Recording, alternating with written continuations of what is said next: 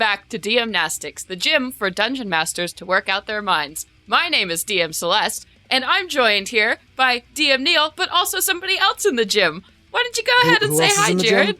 I don't think I caught that. But me? Who? What? Hi, I'm DM Jerad. I'm a person. Yes, you are. And you're a wonderful person. We have showered you with praise so far. And hopefully we'll keep doing that. I don't know. We'll see. Hopefully I'll live up to those standards, but we know I won't. Yes.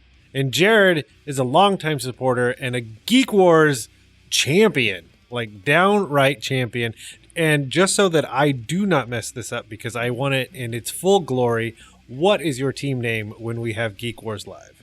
The team that won was a small French village in 1938. Next year it will be a small French village in 1948. Good to know. Perfect. I am ready. I bought my tickets for a catacon, and hopefully anyone listening that can go did the same. I got mine. I hope I get dethroned by a large amount of people, but I also hope I get to destroy all of them again. Done. Perfect. Today we're going to tie back to episode number 166, Unstoppable Evil, which featured Veronica of Cthulhu and Friends, and that motivated Rourke and I to create DM-Nastics number 136. Stop that. Stop not dying. And we're going to talk about some big bads. But as always, we're going to jump right in and showcase some of the forum posts. Jerad, which one did you want to highlight? So I picked one by DM Speedo Bandit, who really it was the name that drew me to it first, but the content behind it backed it up. So DM Speedo Bandit picked Richard B. Riddick, which just in general, the idea of your big bad, your unstoppable bad guy, not being someone that's like maybe not someone who's actively doing something to destroy the world, but just someone who is almost impossible to deal with for anyone that tries to catch him. So the main points for what the first encounter is like, your mission is to capture Riddick, who no one else has succeeded at. So you're going after him, and, you probably aren't going to be the only one going after him. There's a bunch of other people, other NPC adventurers. Really drives home the fact that this is a big, important guy that's not going to be easy. The evil escalates by, he just starts taking out people one by one. Everyone who comes after him either doesn't show up, or the team they're with, they're the only survivor. He traps people, captures them, and obviously the final encounter being him, a bunch of other high damage monsters. You have to decide whether you work with Riddick or work against him, and depending on what happens there, he may make it so either he escapes and you have to let him go, or people are going to die. I think DM Speedo Bandit did a really good job of capturing the essence of what Riddick is in the movies, and I mean, I've only seen one of the movies, but personally, it's just really cool to see somebody capture that idea in a quest of that person that you just can never really corner in any effective way. Now I have to ask, which of the three movies did you see? Was it Pitch Black, the very first one, or it was Pitch Black? It was okay, the original. Good. The rest of them are not as good. Well, then I'm going to keep that keep it in high regards. Save it. Stop there. But I agree. Like the true essence of there's no gauge on the alignment of Riddick. I mean, even through watching all the movies and playing the games and stuff like that, and watching the Animatrix style anime, I really like Riddick. And I think it's just a really good way. And there are stats at the bottom. And if you click on them, this is a terrifying creature. Oh, yeah. Oh, my gosh. Whoa. Yes. Celeste, thoughts? Love it. I love that you incorporated the stats in here, too. Just like when you're making these big bad evils, putting all of that in there is just always so fun. Is my forum pick? Yes. Okay. All right. Yeah, so the one I picked was from 333rd Monkman. Definitely can say that. They chose to do the Shredder from Teenage Mutant Ninja Turtles, obviously, which was one of my favorites from this list. So I love that they set up this scenario. Your PCs are basically they're in some kind of urban setting, and then all of a sudden there's a string of petty burglaries and like crimes. And you find out there's this criminal organization called the Dragon's Paw that is operating out of the city. And of course, their mysterious leader is like this Shredder type figure. And eventually this escalates where the PCs find out that basically this Shredder character is after this like polymorph artifact that can change people into evil hybrid creatures, which is so cool and so on brand with Teenage Mutant Ninja Turtles. All these like rhino fiends and horrible like lizard men. So basically you figure out that Shredder is after this artifact and the PCs have to like interrupt to stop them, and it comes to this final confrontation. And I love that they say in here for the final encounter, of course, like he's all backed up by his gang and everything, but also in a desperate attempt to win, he's going to use this artifact on one of the PCs to try and like manipulate them into becoming a new minion, which I thought was really cool, like a little psychodrama to put in there, like of Shredder's whole goal to like join me, like become one of us. So I just loved seeing this. And the idea of like polymorph hybrid creatures is so evil and wonderful. I was just super stoked about this post. That's awesome. I was sad reading it, seeing that it never called back to the 2003 series where he was secretly an alien, which is totally outside of every other canon that I've seen. But like, I was really hoping for that because that's what I grew up with, was that one. Nice. Well, I love this idea of like serial villains, because even if they defeat him right in this final fight, we know Shredder never goes down. There's always going to be a TMN2. Unfortunately. So who knows? Maybe the alien drama is for your next campaign arc. I mean, and that's the convenience of using Shredder, and we're easily knocking on the door of 40 years of Ninja Turtles and different origin stories and avenues. Like the new IDW comics, basically Shredder and the Turtles are reincarnations of their like feudal Japan selves and souls. So you have that route. Yes. So yeah, killing Shredder, not going to work. You have the alien route, again, not going to work. You have the... I mean, moving through time, Turtles in Time, you can fight Shredder in the prehistoric era. Like, Shredder you can fight always Shredder's comes terrible back. Muppet-looking versions of yourselves from the movies. Yes! And then in the mystical arts and dipping back into that, and resurrection, and all kinds of things to bring Shredder back once again. Love it. Yes. Okay, that leaves me. So I chose DM Draxel, and they chose the Borg. And so the first encounter is basically your party is inside of a town, and I feel like it's a very classic meeting.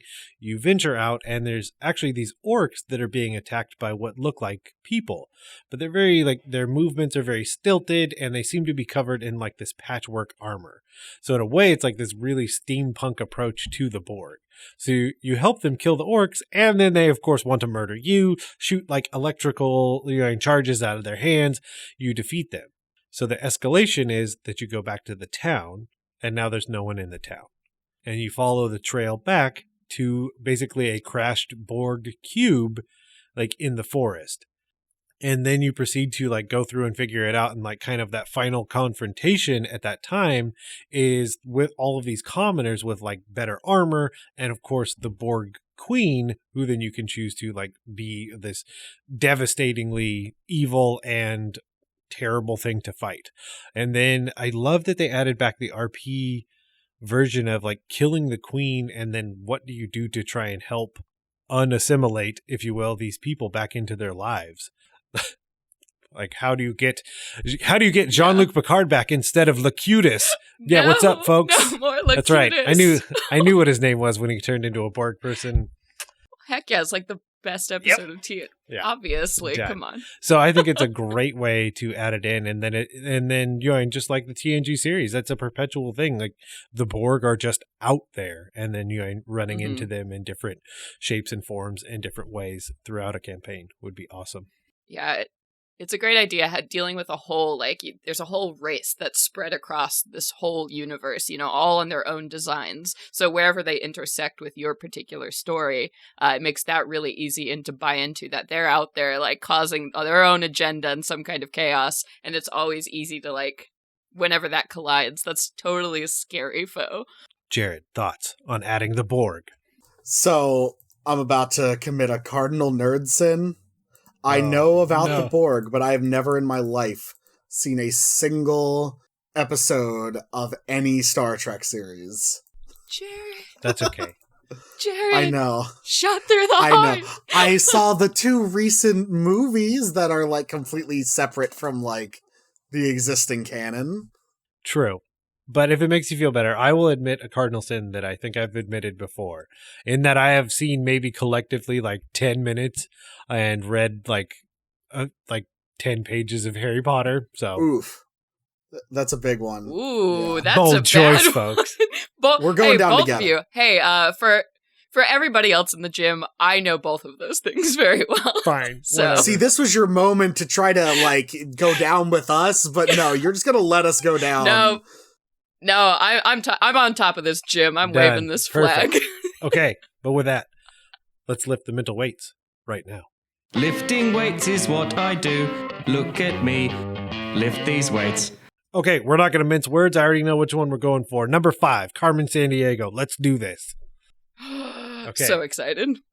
Okay, whoever wants to take it, what is the first encounter like with Carmen Sandiego in our D&D world? So I think obviously your first encounter, you aren't even gonna see her. You're just gonna end up witnessing the aftermath of like whatever, you've set up as something that's super important. I mean, I feel like if you know what you're doing ahead of time, you're gonna have already given like seeds to the players about some big like important thing that can be stolen or crimed in general in one way, shape, or another. Because we know our girl's good at crimes. Oh yeah. I think obviously the first encounter might not be seeing her directly, but like encountering just this perfect crime that's been pulled off, and like maybe there's a few breadcrumbs left behind that lead you to figuring out that there's someone who's like on a complete other level.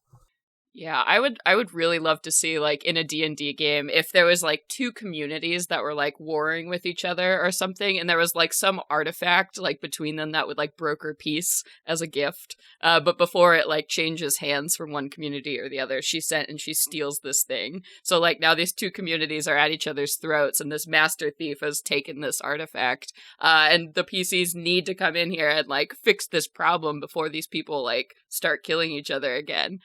That's like high drama that I automatically thought of with Carmen Sandiego. Yes, I love that first encounter not being a physical encounter. I mean, in a lot of ways, that's kind of the last thing that happens with Carmen Sandiego. And the idea that this is also one of the greatest, like, unstoppable villains to be, like, world exploration on a whole nother level. And just letting your players... And just, I mean, the ultimate of also just like letting your players give you like what you're going to do next. And because there's probably going to just be like wild suspicion of just like what could possibly be happening, and just stealing some of those and being like, oh, you're right. Or you're completely wrong, but you did find this clue. Oh, so good. Oh yeah, running around the world chasing after her. That would be such a fun adventure. Oh, maybe with all the sea stuff coming out. That would be... Ooh, all the ocean travel coming up for D&D. I mean, I would love just a moment of like, you're trying to like hunt her down, and like you think you found her, and like you just reach the docks just in time, and you just see her on an unmarked ship just waving goodbye. With that tip of the hat. Yes.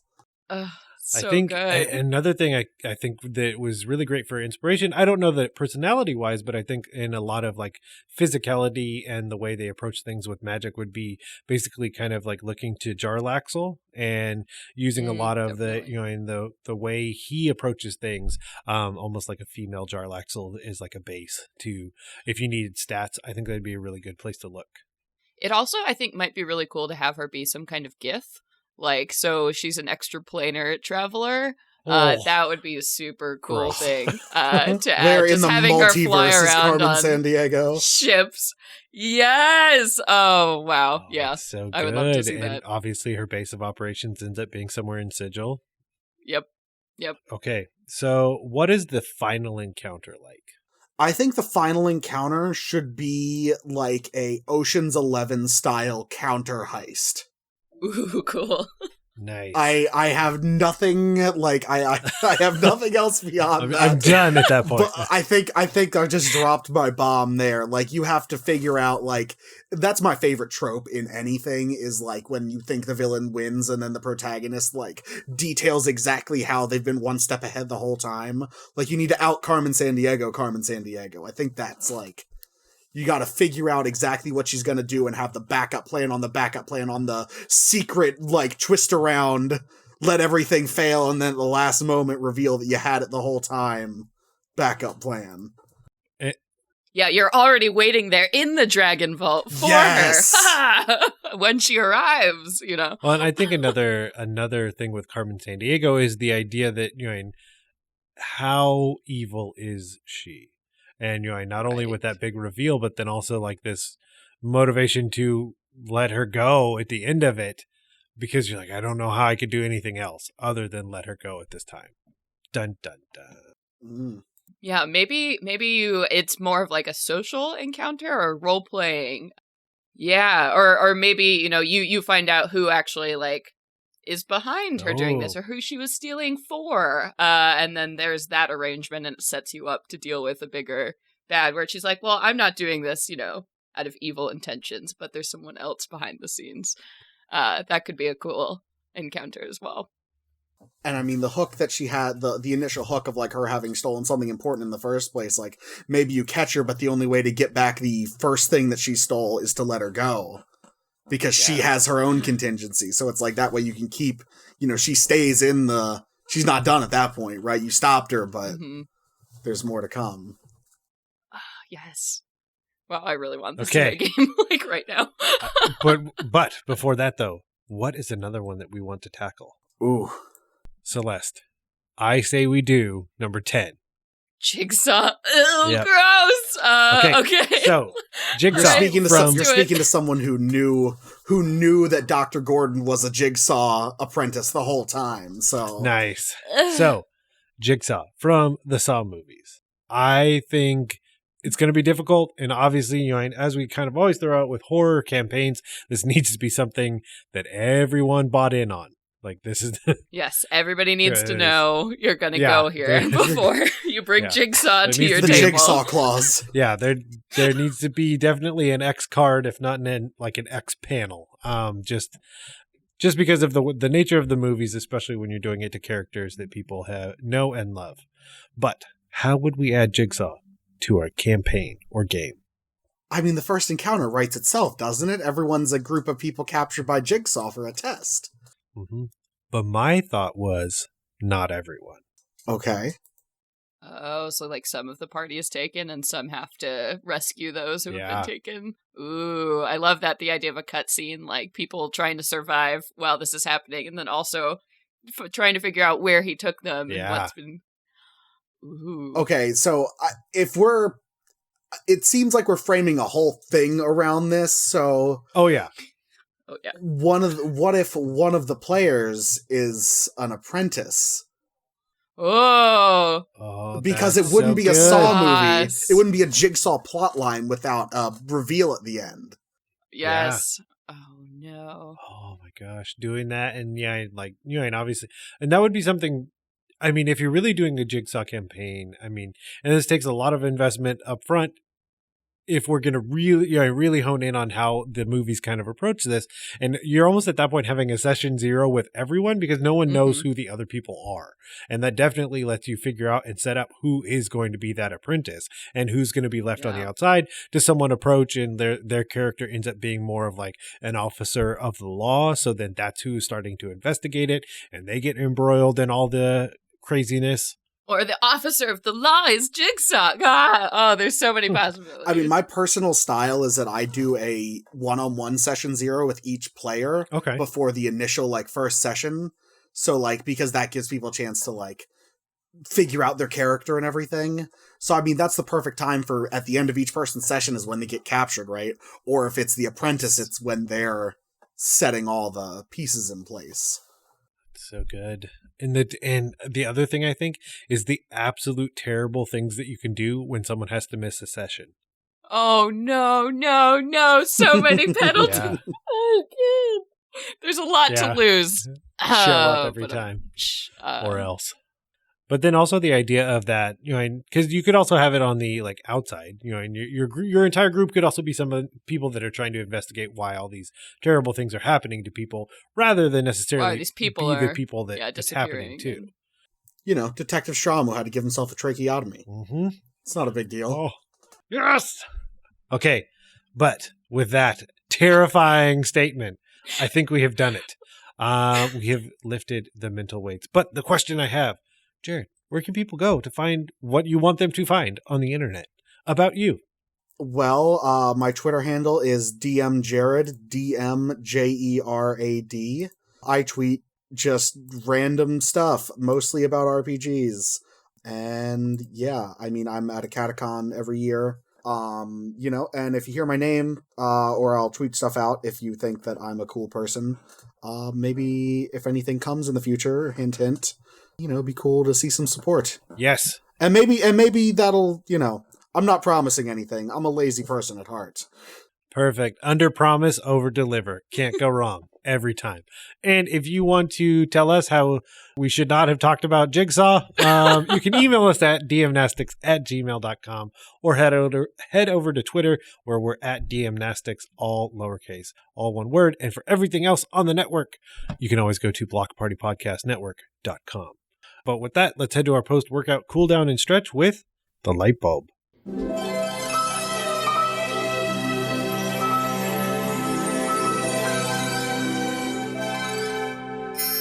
Light bulb. Today on the light bulb, Jared's still with us. Hey, you're still here. Hey, buddy. Whoa, I didn't get snapped. Nope. And speaking of snapped and the amazing idea that you already shared with us, the light bulb, the floor is yours, sir.